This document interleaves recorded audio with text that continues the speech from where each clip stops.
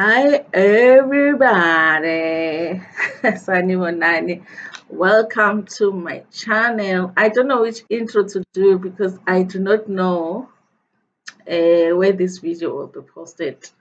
So I don't know if it's going to be posted on my main channel or on my other channel, but I'll see how the story goes. Anyway, welcome to my channel. Uma ngabe uqala ungijoyina namhlanje, do not forget to press the subscribe button la ngezansi and also press the notification bell so that uzothola umyalezo uma ngabe sengiwufakile-ke umsebenzi omusha. Namhlanje I'm doing story time. I don't know why I remembered this story, you guys, because it happened a while ago, but you know, sometimes we think about things that we've gone through in life and the lessons that we got from those things. And yeah, but anyway, today I'm going to tell you how I once got paralyzed. I know we can smile about it now, but it was such a serious thing. I once got paralyzed, like from waist down. But this story takes place in where it must have been 2015, you guys. It was a time where, you know, like when you feel like, I guess a lot of people go through a period in your life where you feel like things are happening one after the other. Like each year had something really, really big happen that affected my life. So it was almost like becoming a norm that, okay, they say what else is going to happen. And this was 2015, and obviously those who have watched my videos on how I became a special needs mom, I will try and put those links in the description below because they're in my main channel. It's like 3 parts of videos of how I became a special needs mom. And that story that I tell in those videos happened in 2013. And so it was like in 2013 that happened with my child being in the hospital, us spending like almost 7 months in hospitals. Like we lived in hospitals. Like I was once, I would wake up in the morning, we would go to the hospital, and then me and my partner and go to work, and then we would come back from work, go to the hospital, and then go home because we had 2 other kids at home. So that was our life for like 7 months. And then after that 7 months, we were in and out of the hospital. She would get admitted and then she'd go home and then so for like the whole year, it was just hospitals. That was like 2013. And then in 2014, I actually lost my younger sister in 2014. And she had been sick for a while, but obviously, it's not like we thought that she was going to go, even though she felt like she wanted to go. And I think that for me, after she had passed, I was dealing with guilt because our relationship was not the best. When she passed, it was I just couldn't deal with the fact that she was giving up.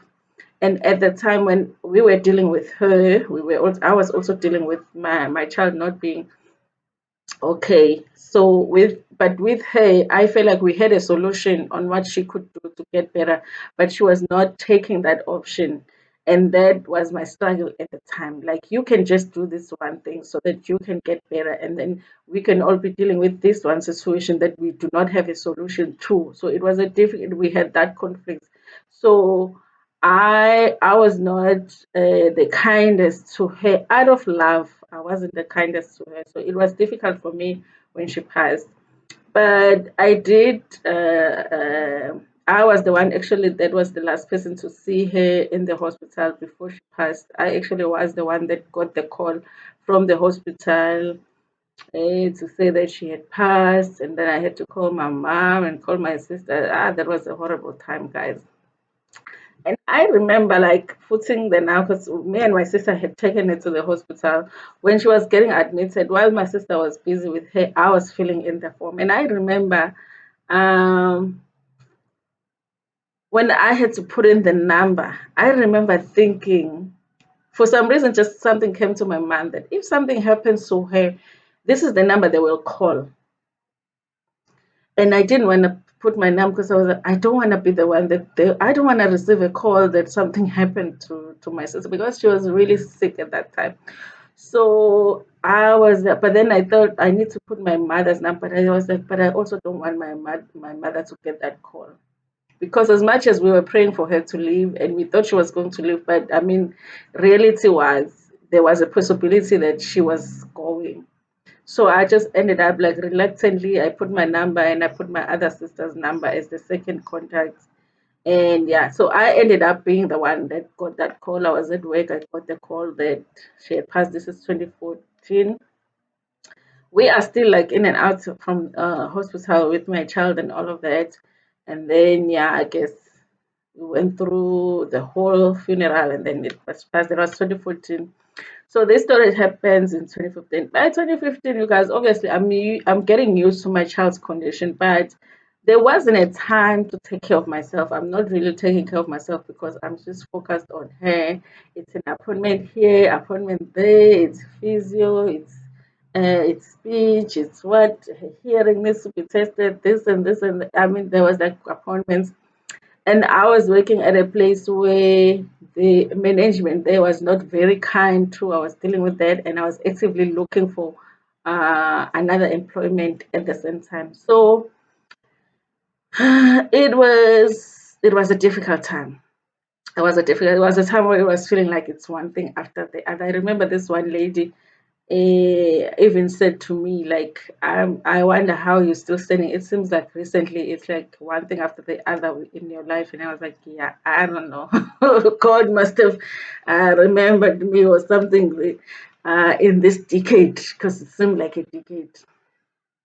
Anyway, so at that time, honestly, you guys, I was living on painkillers for this. Like when you're going through a hard time, when you're going through emotional pain or you're going through a heartache, sometimes like your body reacts, but you are not. Sometimes you're not sure. Am I really having a headache right now, or it's because I'm just heartbroken, or I'm sad? Am I really like? Is this really like a big pain? Is it because my back is affected, or it's just because of a heartbreak? Is my chest really hurting right now? But at the same time, you're trying to get through the day. So I was living on painkillers. I was having a lot of. I get headaches anyway. Since childhood, I get headaches.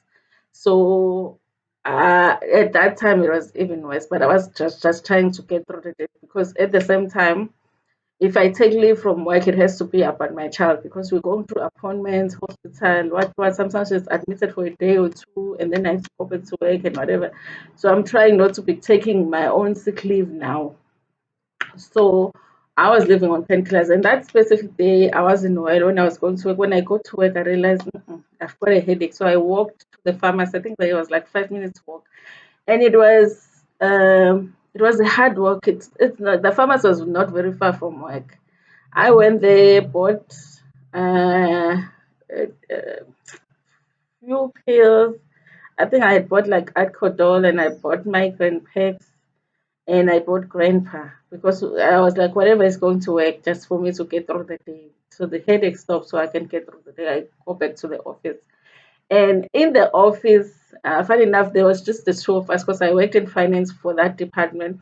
And it used to be just me and the accountant in the office. But our accountant was actually part time. So she would come, I think, like twice a week or something. And the rest of the time, I would be alone in the office.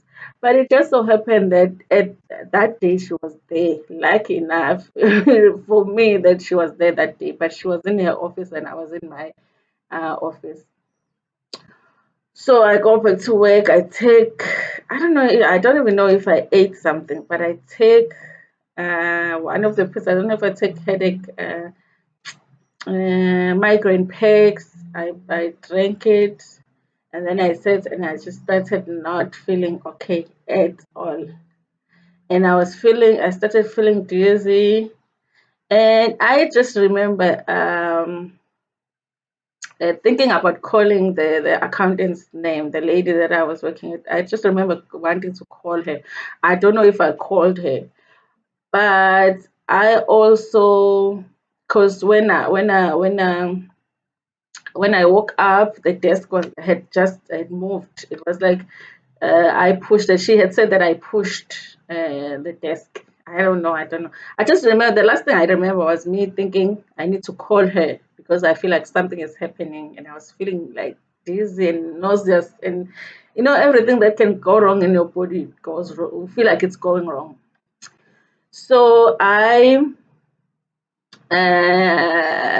I don't remember. The next thing I remember, I'm waking up and this man was standing over me calling my name like it was the, the CFO and the CFO at institution. You would hardly see him, but our office was right next to him. So, but you would hardly see him. So I'm wondering what is he doing here? And there's other people that were like the offices next to us who were also finance office, but they're doing something else. They were here. I'm wondering what the hell is happening. So I opened my eyes, and so they're telling me, no, you fainted, and then you were having seizures. Remember, you guys, that the biggest issue that we had with my daughter was that she was having like seizures when in 2013 she was having seizures that we didn't understand where they were coming from, what was causing them. To this day, we don't know. And suddenly they stopped after a long time, and to this day we don't know what happened. So I started having seizures. I had never had I had fainted before, but I had never had seizures. In my childhood, I used to have like faint spells, especially when it was hot. But as a grown up, thinking about it, I think it was just dehydration. In college, sometimes we will not have enough water. And if you forgot to bring your own water from a kaya, then you'll be thirsty whole day until you go back. And it used to be hot, you guys. And this is like KZN. So yeah, so growing up, I used to have those faint spells, but there was no, as far as I knew, I had never ever had seizures. So they said I had seizures. Now they said they've called an ambulance. So I remember all I was thinking about at the time was that I want somebody close to me right now, like, and I just started crying and I said, please call my partner, you know. And so the lady, the accountant asked me, because she had my phone, who have you saved the number as? And I told her, so she called him to come. And then, yeah, so we were waiting for an ambulance. So while I'm lying down, because they were taking off my shoes. While I'm lying down, I'm realizing that I can't feel my legs. I can't feel my legs. So I say to them, I cannot feel my legs. Like at that point, I'm still just with colleagues. They're trying to give me water and whatever. It's like, how are you feeling? I'm like, I feel like I feel okay, but I can't move my legs. I can't feel my legs. And they like don't know what to do. So they're touching my legs and whatever. And I'm like, I can't feel anything. They say, move your legs. I can't. So eventually the ambulance people came and they took me and I told them I can't feel my leg. Trying to do, they're scratching my leg. I don't know what they're doing with my legs, and I'm like, I can't feel it. So then we got in the ambulance after they did whatever, took the information, we got in an ambulance. So they called my pastor, say he must meet us at the hospital. So I get there. I went to Eddington Hospital actually. So we get to Eddington Hospital at the casualty. At that time, a friend of mine used to work there. Was she still? Yeah, she was, but she was off that day. And because on my way to the hospital, I was already like conscious, but I just wasn't. I couldn't move. I think I sent her a message to say I'm on my way to Eddington Hospital. I'm not well, whatever. And she said she was on the way. And then she called somebody that was working in casualty at the time because she had friends there. So we got there. I still can't feel my legs. I can't walk. Now, what's going on in my mind, guys? I have just gone through finding out that my daughter is not going to be able to walk. We're getting used to the idea of our child, uh, that she's going to have to be on a wheelchair for her whole life. This is something that we're going to deal with her whole life. Now, I'm thinking, how am I going to be on a wheelchair myself when I have to take care of my child that is on a wheelchair? Like, I just remember just thinking like this cannot be happening. It's a joke. Like it is a joke. But I knew that I couldn't feel my legs, I couldn't feel anything. We got to the hospital, the nurses saw me and then we waited for the doctor. I still cannot feel no, they're asking me questions. Does this ever happened? Number one, I've never had seizures. I don't know what happened. But I'm telling them no, I did take um tablets because I had a headache, but it wasn't anything abnormal. I get headaches all the time anyway. They're doing this test, they don't know what's wrong. And then they said I must wait for the specialist and whatever. The treatment at the hospital, you guys, I've had good experiences only at Edington Hospital. I don't want to lie. Even my daughter has been admitted there. But that was a few years ago, so I don't know how it is now, but it really was just a good experience. And so, at this time, my partner has come and I'm telling him, and he's like, you can see that he is like, I don't even know how to explain it, because even for him it's like, what the hell is happening now? Because if you think about it, now he is thinking it, first it was my baby, now it's her mother. Like, I'm sure he was thinking, what the hell am I going to do with this situation? Like, if she really ends up being like she can't walk now, what are we going to do? So maybe an hour or two later, my mother comes, and she also it's just like everyone everyone was just confused, you guys, because obviously to deal with our child situation, it was like abnormal. Nobody could explain it, but it was like, okay, this is the situation, we accept it, and we're gonna have to live with it. But now it was like, hi, but kanti kwenzekani? What's happening? And nobody can explain it. They're doing tests, they're doing whatever. Nobody can explain my legs, And so we decided, because at the time, obviously, I did have a nanny at the time that was taking care of my baby. So my other kids were with her too. So I think she was supposed to go home, and I said that we asked for her not to go home, and my mother went to the house to see that they were okay and all of that. And obviously, I was getting admitted, and my partner had to go and get my clothes and all of that. And so I was on. I think they gave me some kind of an injection that I don't even know if they explained what it was, but they just said that they want to see if it will work. And after they gave me that injection, eventually, like, I started like feeling, maybe moving my fingers. I don't even know what was happening. So by the end of the day, like in the evening, I started feeling like, okay, now my legs can move, and like maybe like my feet, I can feel my feet, I can move them, and little by little, it was like area by area, it's like the feeling started coming back. And that's when I started getting like relieved that, okay, like the feeling is like back now. And yeah, so, but all of the tests that they were doing, nothing, everything was coming back normal. They couldn't find the reason, even for the seizure that I had earlier that day. Even the fact that I was paralyzed for that time, no one had an explanation. But I ended up like spending 4 days in the hospital, just them trying to find out what was wrong, and also trying to see if it was happening again, and it didn't. I ended up, being able to walk and whatever. And then they felt that I was okay, but they put me on medication for seizures, for just for safety, just to be safe. Because I told, but I've never had seizures. It's not. I don't think that I would have. And they were like, no, you just need to take these pills and stuff. So yeah, so for maybe like 4 days later, I remember, like, I think on a second day, they wanted to do they call it lumbar puncture when they put an injection here below your spine and get some liquid there. They wanted to do that procedure on me, and they had done that procedure on my daughter, and I felt like that's one of the things that made her. It was almost, you guys, like I was going through.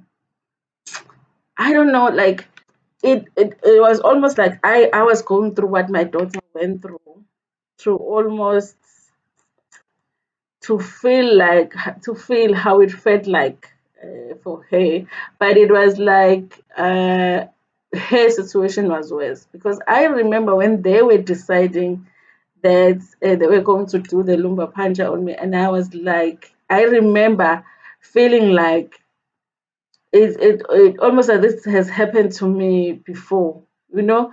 And I had wished that when they wanted to do that with my daughter, that I had said no. I did wish that I had said no.